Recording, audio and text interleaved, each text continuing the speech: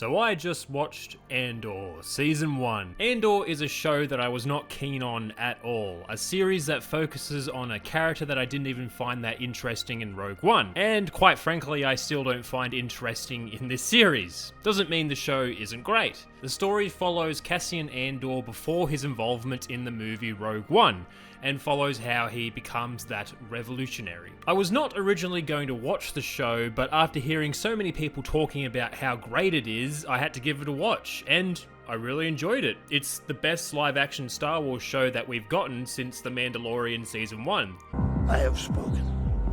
And probably the best live-action Star Wars media we've gotten since The Force Awakens or The Last Jedi, depending on who you are. Any fans of The Rise of Skywalker can just shut up because we all know that is a terrible movie. The real strength of Andor is its well-written characters and excellent cast. Denise Gough and Kyle Soller really steal the show for me and were excellent in both of their roles. Stellan Skarsgård and Andy Serkis, who appears to be appearing in less mocap gear lately, were fantastic for the characters they played as well, and stole the show for me as well.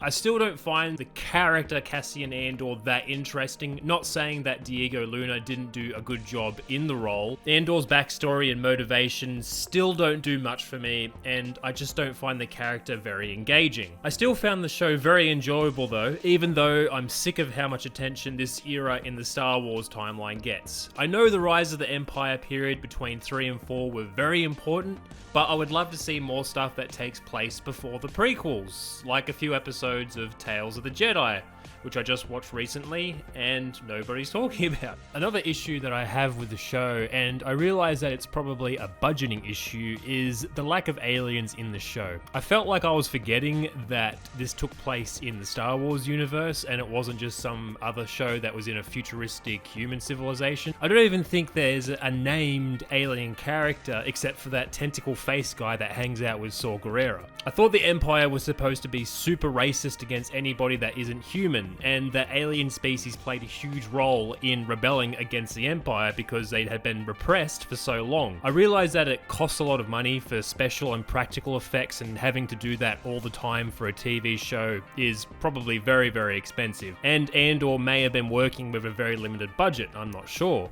But, except for those issues, the show is really good and works really well as a political spy thriller in the Star Wars universe. It's currently streaming on Disney Plus, and if you can, I think you should definitely check it out. It's the best Star Wars has been in probably a couple of years. As always, thank you for listening to me ramble on about a series for a few minutes. I do appreciate it. Thank you again, and I'll catch you next time.